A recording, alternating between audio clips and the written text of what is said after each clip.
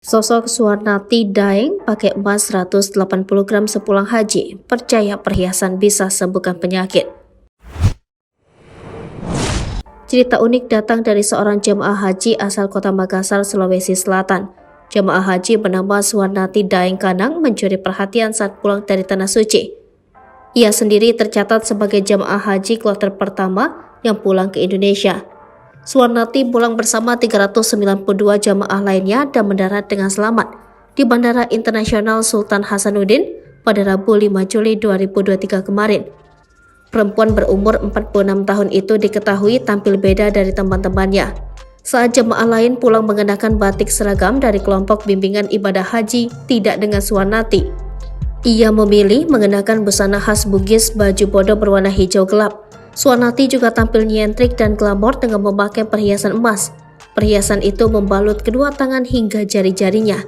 Melengkapi penampilannya, Suwarnati tak lupa memakai kalung terbuat dari logam mulia itu.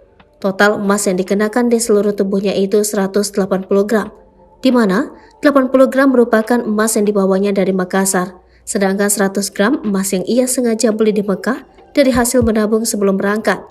Suwarnati mengakui perhiasan emas miliknya ada yang dibawa dari Indonesia. Ada pula yang sengaja ia beli saat berada di Tanah Suci Mekah.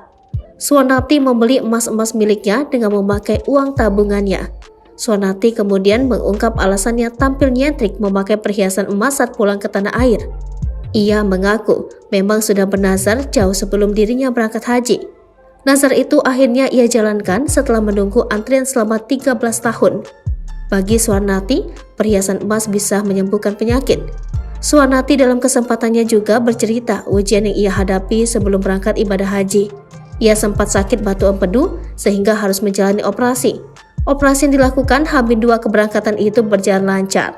Pengusaha burger ini merasa bersyukur diberikan kemudahan selama menjalankan ibadah haji, termasuk proses pemulangan jamaah yang berjalan tidak ada kendala.